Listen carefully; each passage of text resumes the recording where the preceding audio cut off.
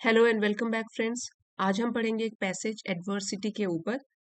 आप अपना reading comprehension तो सुधार सकते हो और साथ में बहुत सारे वर्ड मीनिंग्स आपको नए सीखने के लिए मिलेंगे। ऑलमोस्ट 15 to 20 न्यू वर्ड्स और लास्ट में टेस्ट भी होगा एमसीक्यू बेस्ड, जिसमें आप अपनी अंडरस्टैंडिंग को टेस्ट कर सकते हो। ओवरऑल वीडियो काफ़ी हेल्पफुल रहेगा। इसी के साथ लाइक कर दीजिए। चैनल पे अगर पहली बार आए हैं तो सब्सक्राइब भी कर लीजिए। साथ ही नोटिफिकेशंस ऑन करना ना भूलें। तो आइए शुरू करते हैं। एडवर्सिटी ये एक नाउन है और इसका मतलब होता है मुश्किल हालात, मुश्किलें, मुसीबतें, डिफिकल्ट सिचुएशन, डिफिकल्ट कंडीशन, समस्याएं। तो एडवर्सिटी क्या हो गया? मुसीबतें। Adversity provides us with an opportunity.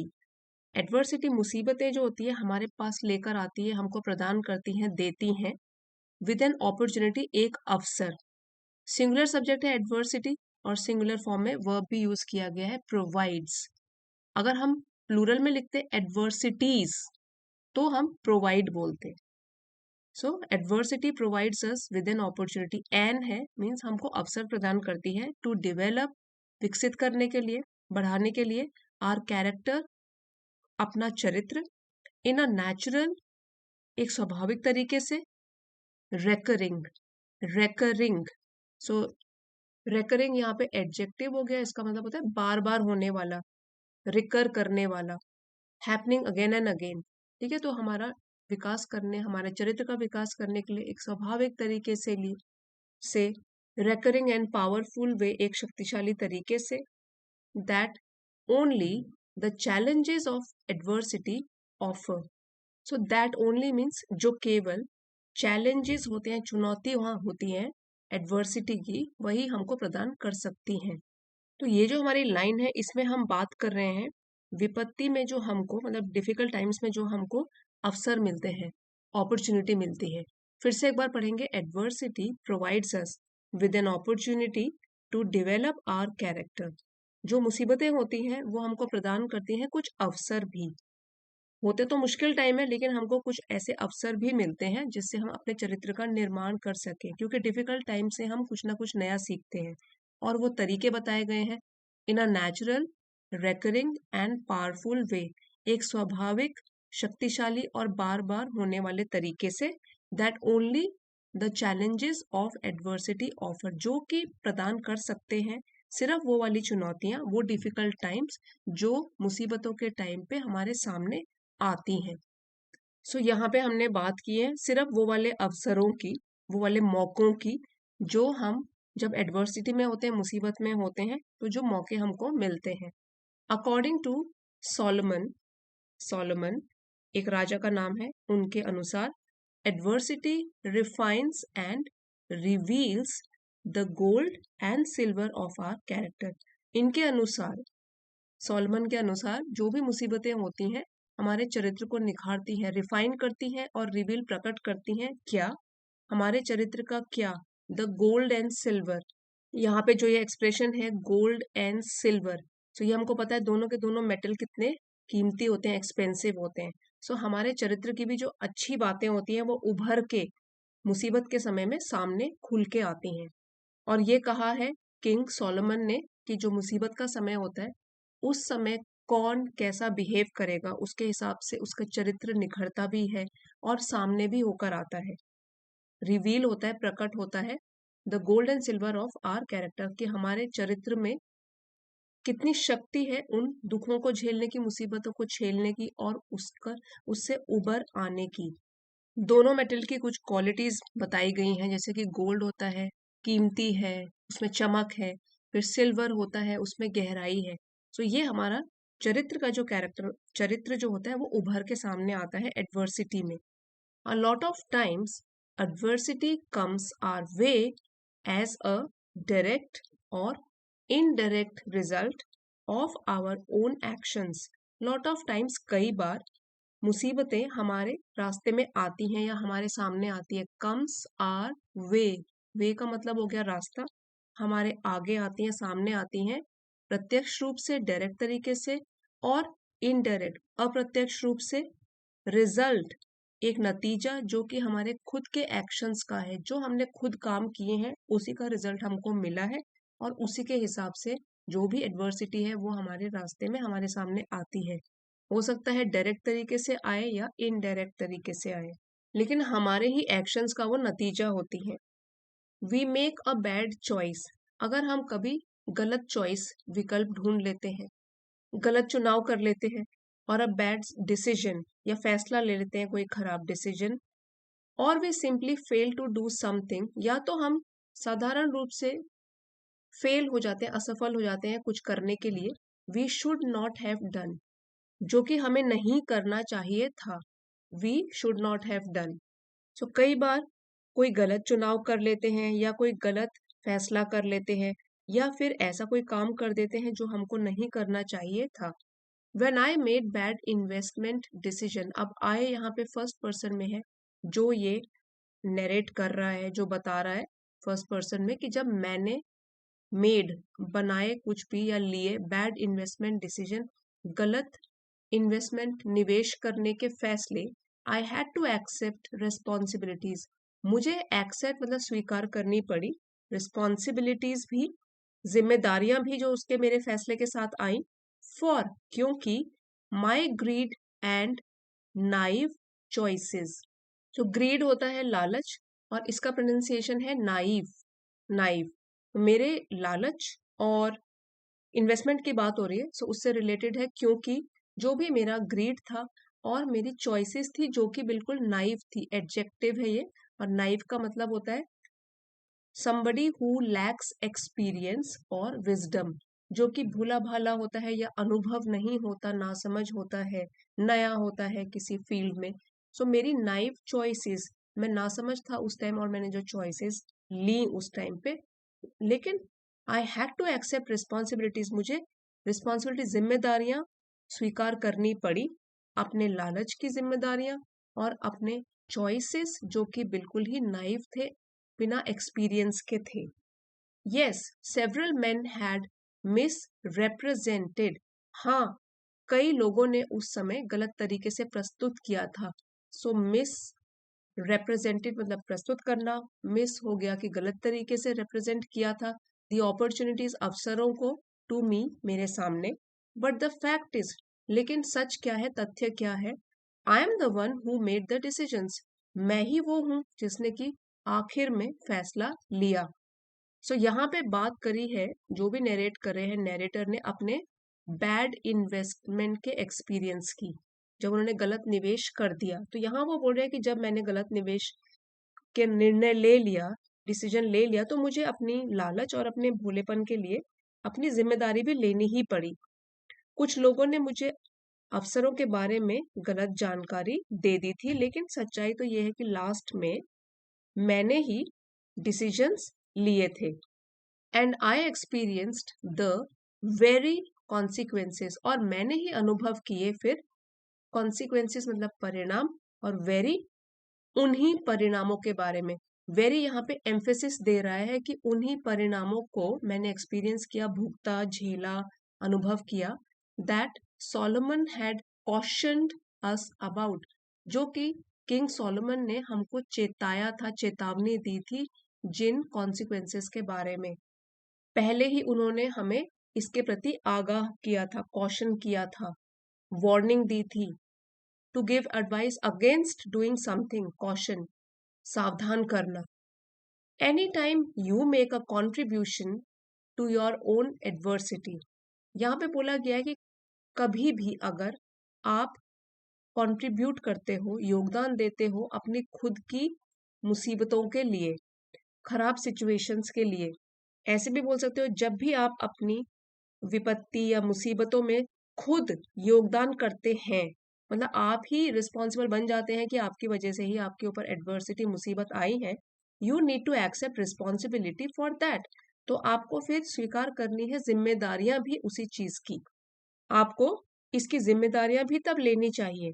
Don't simply blame someone और समथिंग एल्स, सो ब्लेम हो गया दोषी ठहराना, और सिंपली सिर्फ दूसरों को, समवन और समथिंग एल्स, दूसरों को दोषी ठहराना उचित नहीं होगा, क्योंकि ये आपके खुद के फैसले हैं, तो खुद इसकी रिस्पॉन्सिबिलिटी भी लो, जो भी परिणाम आपके सामने निकल के आए हैं, केवल दूसरों को ब्लेम करने से कुछ नहीं होगा।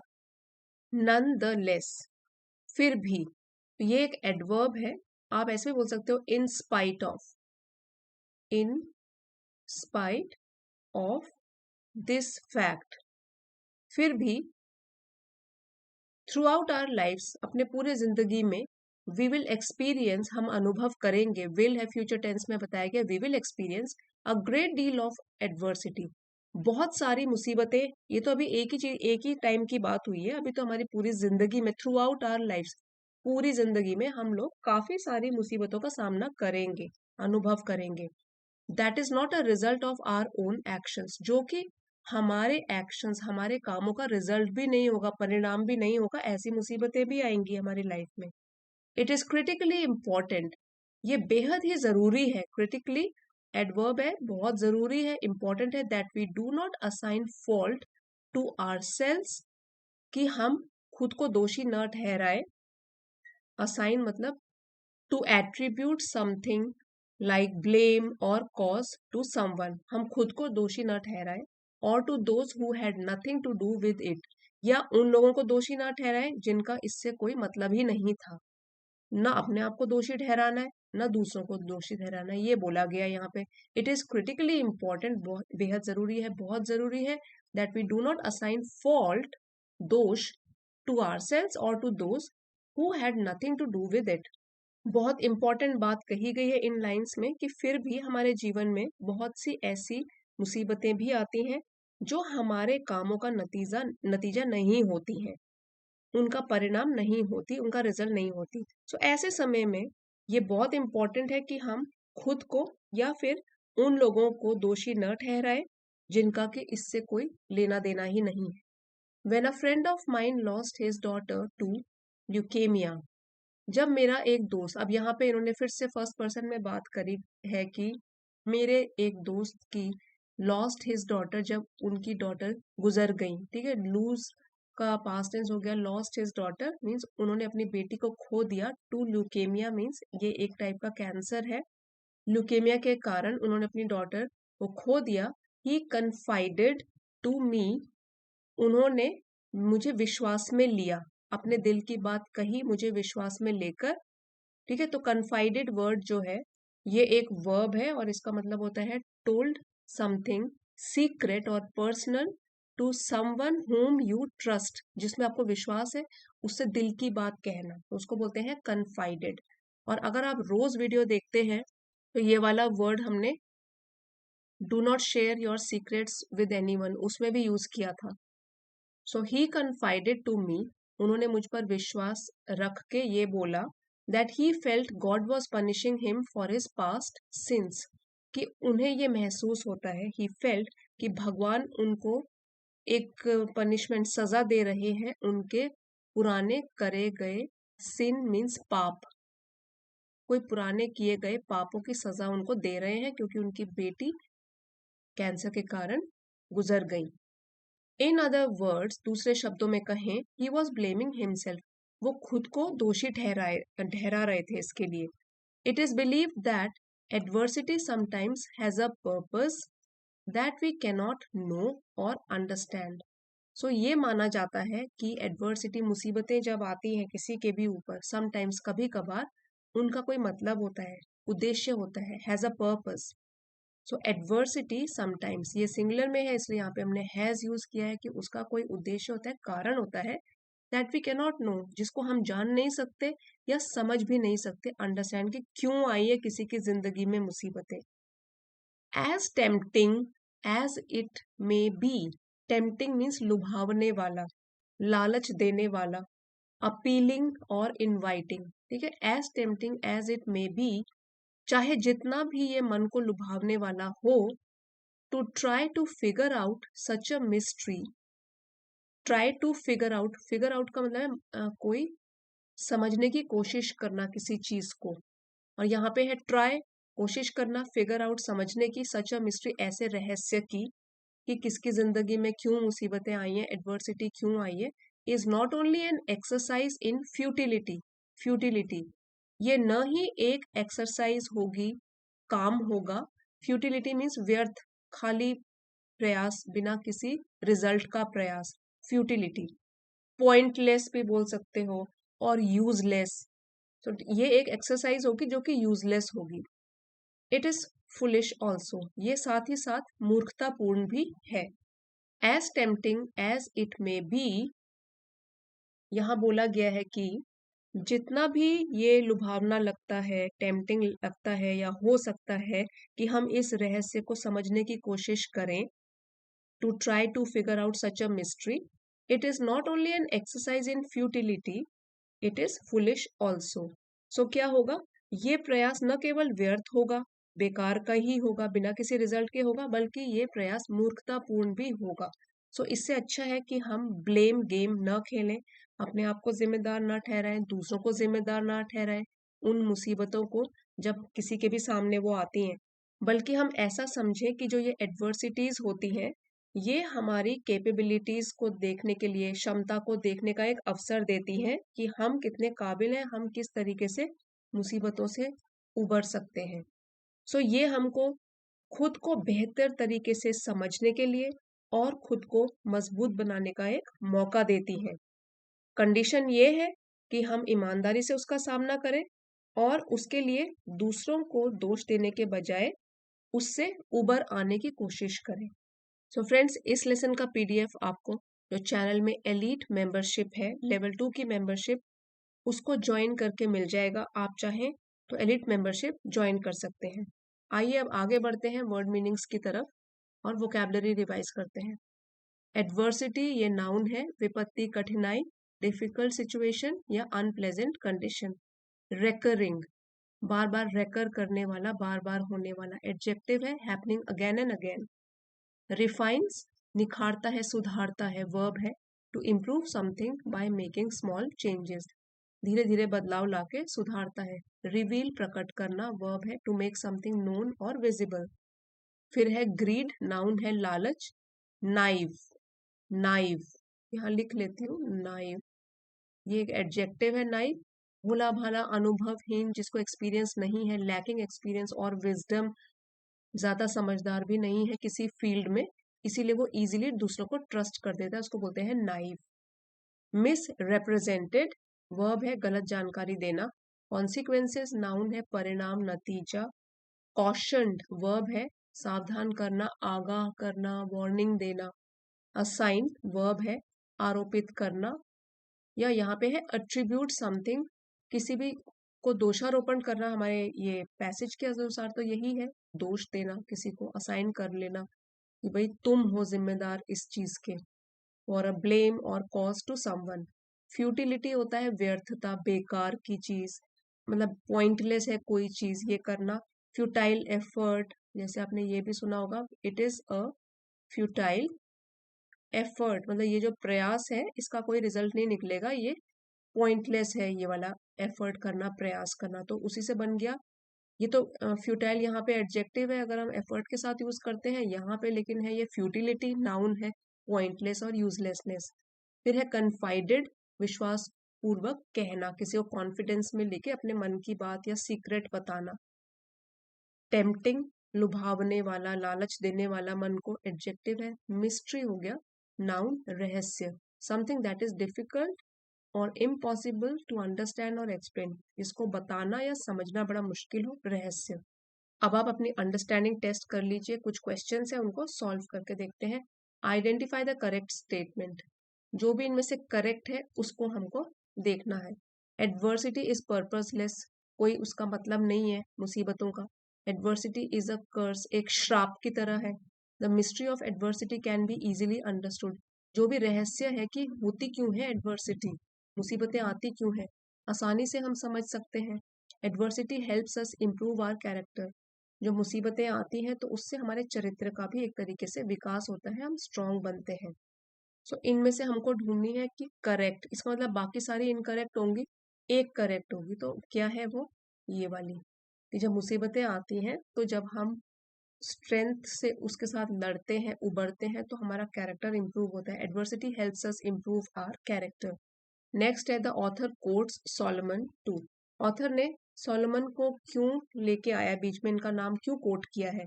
Land force to his argument, जो भी अपना तर्क दे रहे हैं उसको और अच्छे तरीके से पेश कर सके। Show his veneration for him, respect show कर सके सोलोमन की तरफ। Emphasise that adversity is a part of life, या जोर दे रहे हैं कि जो भी मुसीबतें होती हैं जीवन का एक हिस्सा ही है, ये बताने के लिए उन्होंने इनका नाम लिया। या एम्बेलिश हिज प्रोस, या जो भी उन्होंने अपना यहाँ पे प्रोस लिखा है, गद्य लिखा है, उसको और भी सजाने के लिए। एम्बेलिशमेंट क्या होता है? सजना, सजाना, मतलब कुछ भी वर्ड्स लिखकर कुछ पोएटिक तरीके से लिखना, उसको बोलते हैं एम्बेलिशमेंट। तो या इसको और बेहतर बनाने के लिए हमको बताना है author quotes Solomon to which purpose, क्या था उनका पर्पस। यहाँ पे इन चारों चॉइसेस में से ये सबसे बेस्ट चॉइस लग रही है, lend force to his argument, कि जो भी वो तर्क दे रहे हैं उसमें और अच्छी तरीके से पेश किया जाए, वो उसको और वेट मिले। नेक्स्ट क्वेश्चन है, which of the following statement is not true. So एक इसमें से ट्रू नहीं होगी, बाकी ट्रू होगी। Adversity is the test of our character, हमारे चरित्र का एक टेस्ट है, परीक्षा है एडवर्सिटी, ये तो ठीक लग रहा है। Bravest are bog down by misfortunes, अगर मुसीबतें आए जो सबसे ब्रेव होते हैं वो कमजोर पड़ जाते हैं। बॉग डाउन मतलब कमजोर पड़ जाना। फिर है एडवर्सिटी रिफाइंस आर कैरेक्टर, ये हमारे चरित्र को और निखारती है। Adversity sometimes has a purpose, कुछ उद्देश्य होता है। तो ये वाला इसका आंसर जो है वो नॉट ट्रू है। एक बार अगर आपको ये without the use of Hindi meanings quick reading करनी है तो आप यहाँ से पॉज करके वीडियो को दोबारा से रीड कर सकते हो, ताकि खुद की अंडरस्टैंडिंग बढ़ जाए और प्रोनाउंसिएशन भी इम्प्रूव हो, तो लाउड रीडिंग आप इसकी कर सकते हो। सो फ्रेंड्स, ये था हमारा आज का आर्टिकल एडवर्सिटी के ऊपर। आपके लिए अगर ज़रा भी हेल्पफुल रहा है तो प्लीज़ इसको लाइक कीजिए, अपने फ्रेंड्स के साथ शेयर कीजिए। अगर चैनल पे नए हैं तो सब्सक्राइब भी कर लीजिए। मिलते हैं अगले वीडियो में। Thank you for watching.